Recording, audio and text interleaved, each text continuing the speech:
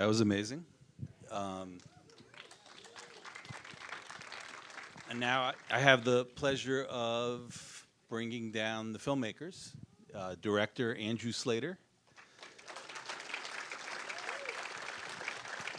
and executive producer Jakob Dylan.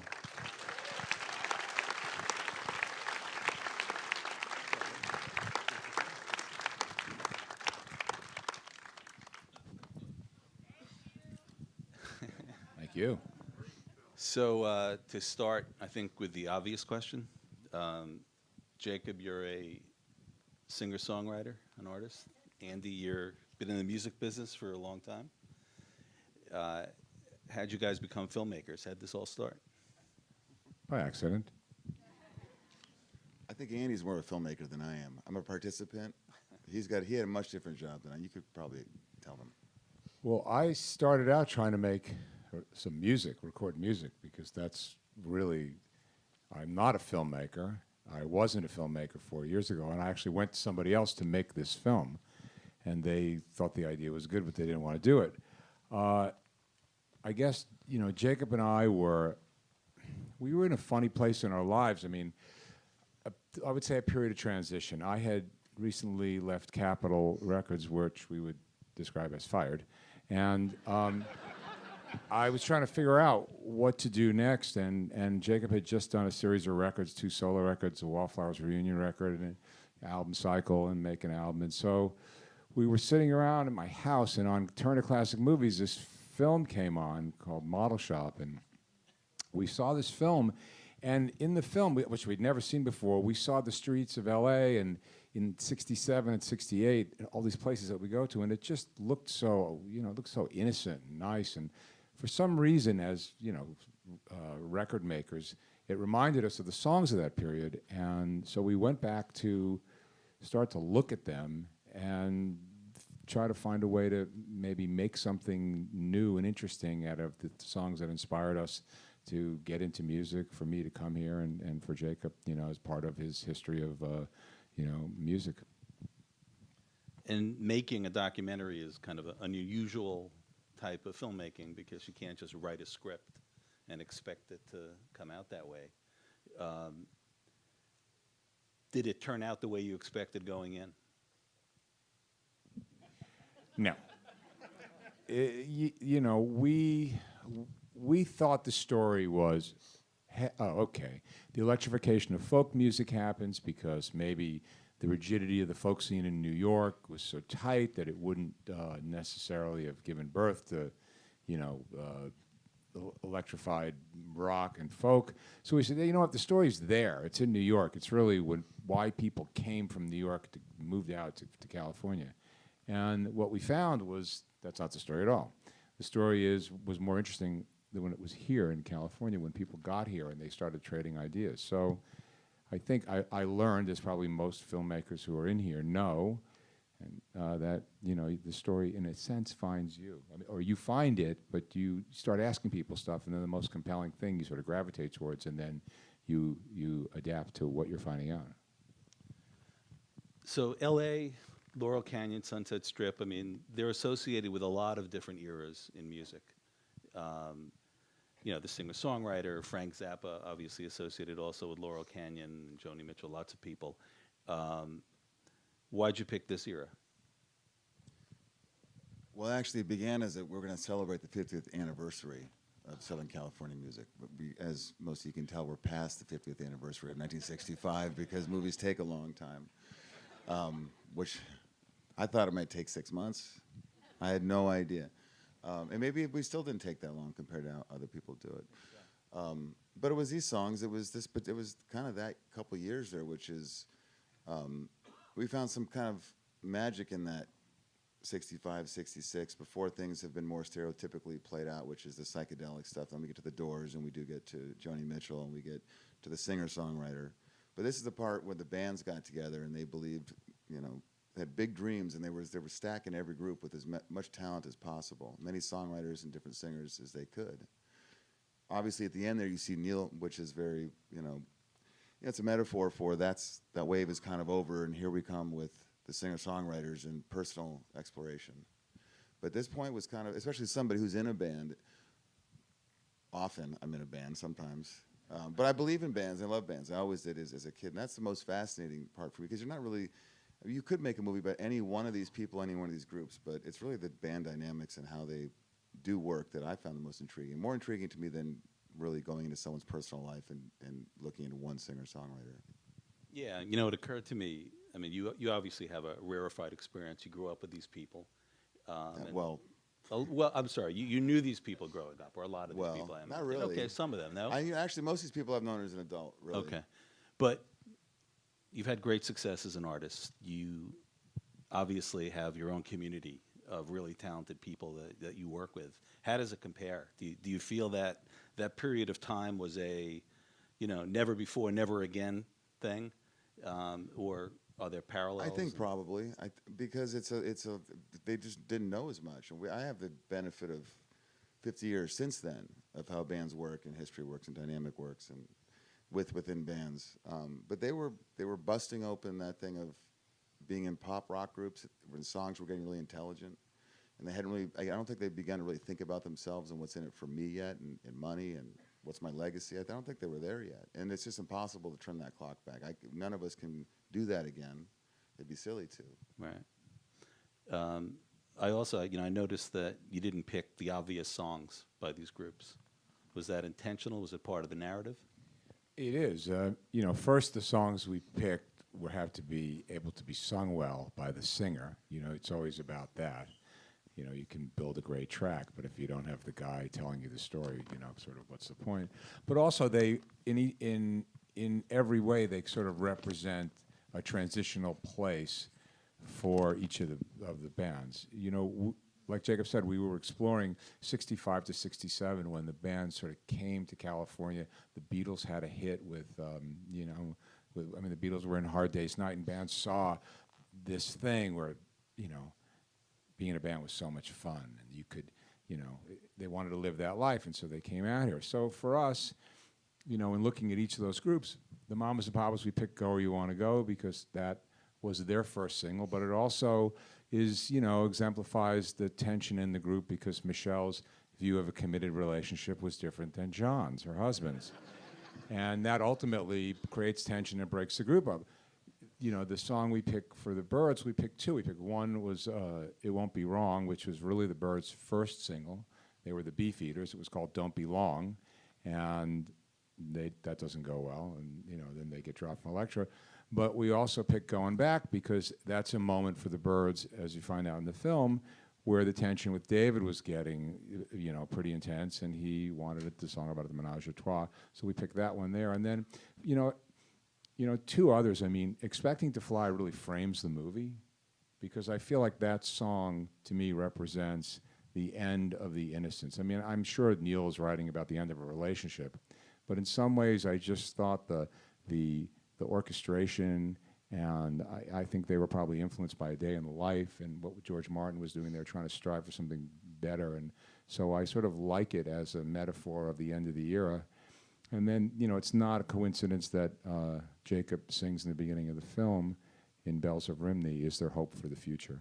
Because I think we wanted to make something, you know, that was about the kindness and about the sense of community that was going on there. You know, so rather than focus on politics and social stuff, which is all important and all for somebody else to do, it was about the music for us. And so, you know, we were making a film, hopefully there are people would come in and see some of that and maybe take some of it outside with them after they leave, because we need it. I think so, definitely. Yeah, I spent a good part of the day listening to the album that you guys made on Spotify, and it's amazing. I mean, you know, the new versions really stand up, which is, you know, must have been an intimidating thing to go into doing, but you guys, you know, just the group of talent and everything. Was there a particular song, Jacob, you wish you wrote? From the film? Yeah. One through how many? 12, 13, 12? Yeah, every one of them, for sure. I mean, well, just wasn't made for these times. Probably, if I had to pick one. Right. Which is, you know, it's kind of an interesting title, and an interesting thought about Brian, because we, you know a lot about his backstory and saw some of it in the movie. Do you think he appreciates that he was such an important part of those times and that, you know, affected so much after? I would hope so. I mean, how could he not? I mean, he's one of the top. When people have the discussions about popular music, I mean, he's one of the top 5. It's in every discussion. I would think he notices that, appreciates that. Okay. I'll remind him if I get a chance. I'm going to fire off an email as soon as we're out of here. You know, when you think of it, the Beatles had George Martin, and they were able to go to places that they might not have gone as the 4 of them. But Brian, it was really just Brian, this young guy in the rooms, directing these accomplished older musicians, and he had that head full of all of those ideas. So, his contribution, like Jakob says, is it's just so immense. And Tom says he's like Mozart. So, we were so happy to have him. And as Jackson says, can you imagine somebody influencing the Beatles? Right. Yeah, absolutely. Andy, I imagine that Lou Adler was probably someone who you related to a lot. Is there a band you wish that you had discovered or managed from 1965? Well, I don't know, man. That's an interesting question. I mean, they're all so good. Look, being a manager, it's not that. It's a very different job. If you have 5 crazy guys, you got to take 5 phone calls. That's okay. You don't want to do that.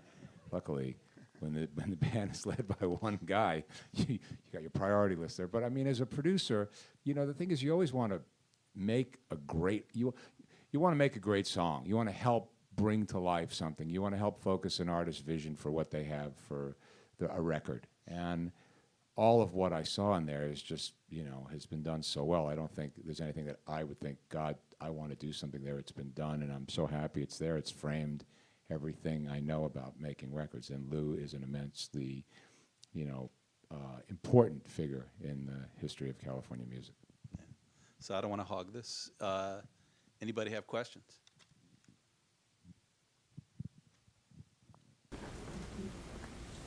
As a producer of the movie Woodstock, how did this great musical history that you just told, how did it find its way into Woodstock? What was the journey after this period of time? You've traced the songs, the orchestrations, the themes, the beats in an extraordinary way. Oh, thank you. The question was, how did this music, how did our film, how does it get to Woodstock? Well, I mean, as Jakob said, we think of Laurel Canyon as 3 distinct periods. The first period is this period where people come here just to be in a band, and there's multiple singers and multiple songwriters, much like the Beatles. And the film really deals with, in a subtle way, why it doesn't last. As David says, in the end, bands tend to devolve because, it's turn on the smoke machine and play the hits. But as it relates to getting to Woodstock, it's really more about not getting to Woodstock, because Woodstock was the first time. I remember reading a quote from Bill Graham when people were going on and on about the sense of community in Woodstock, and he said, Woodstock was the thing that let everybody know we could make money. And even though it's a very cynical thing, it's true.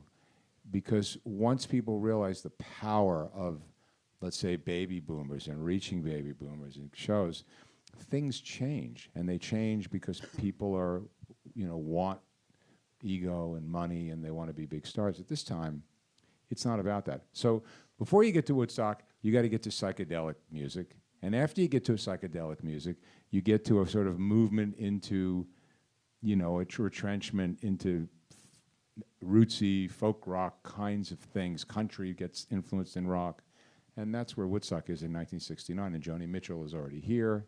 So I don't know if I've answered it, but that's how I see it.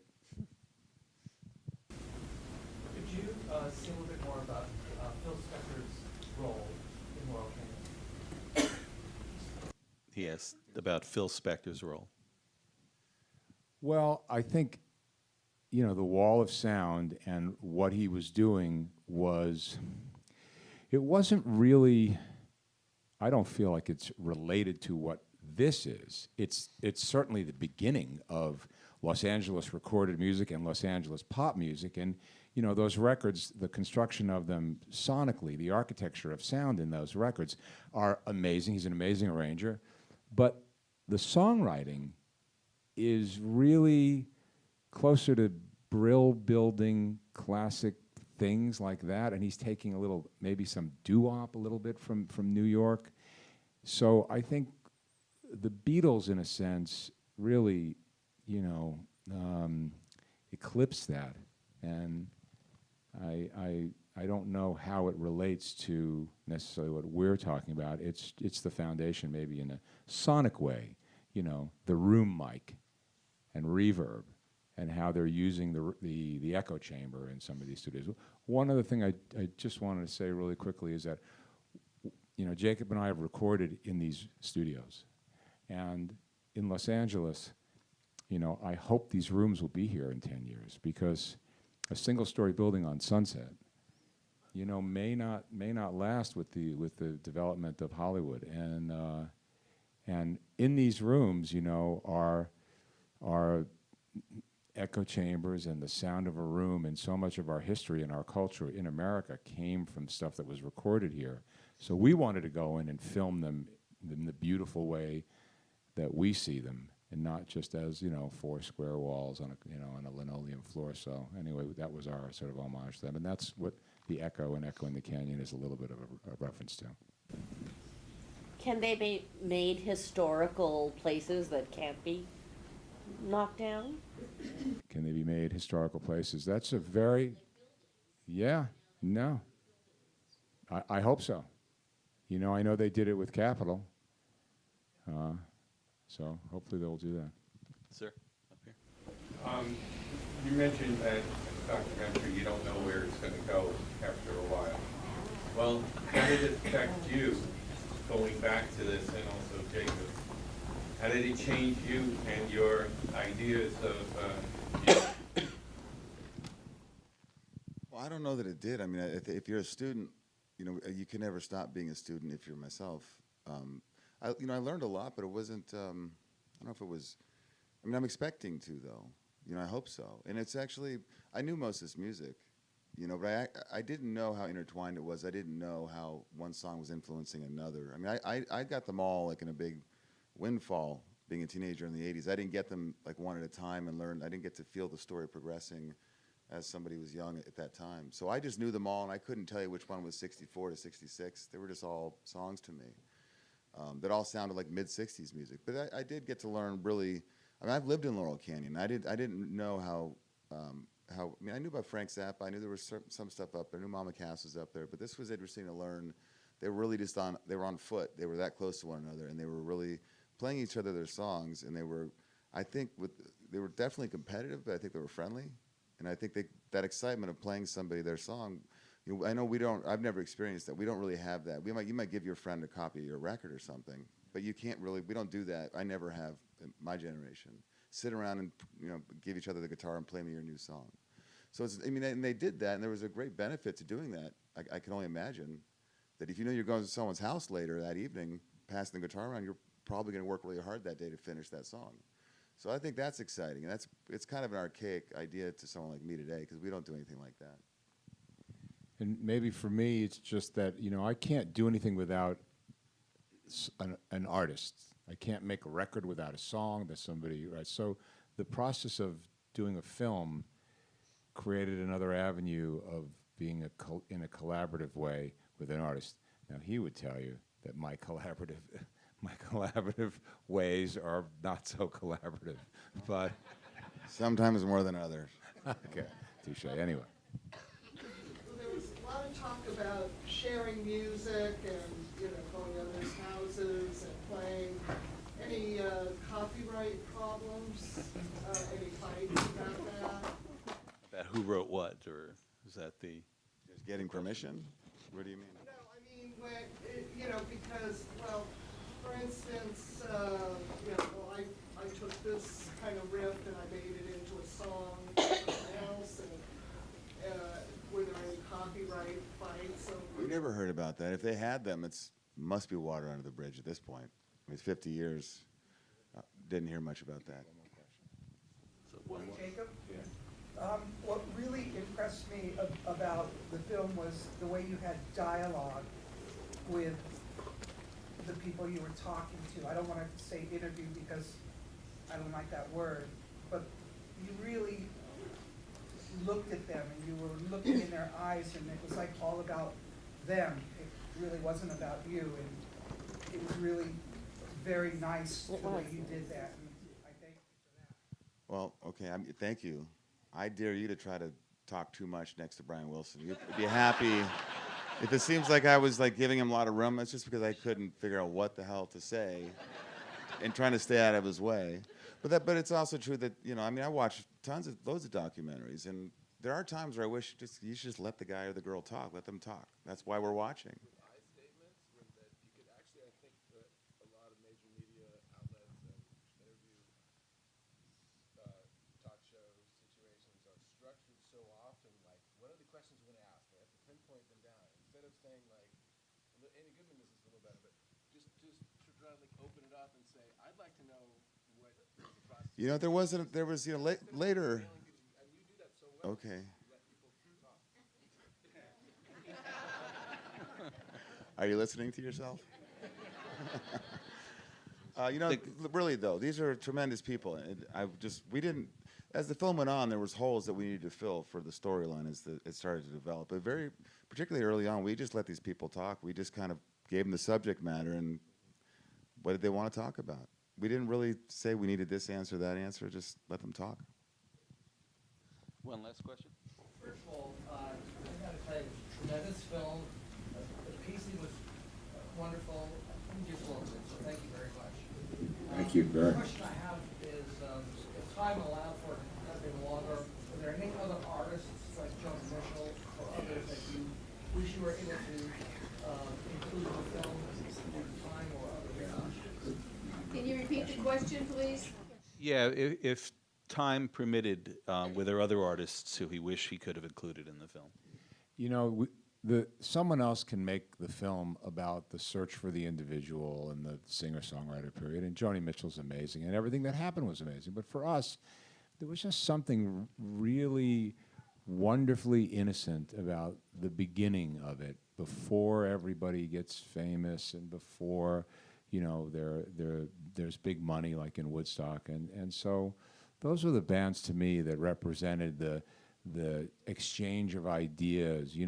The film is more about the echo than it is about the canyon in a sense. It's about the echo of people's ideas going between each of them in the bands and then to the other bands and then across ultimately to England where it changes the course of the Beatles. So for us, there wasn't really anybody. I mean, we did explore the Monkees and we did explore Love.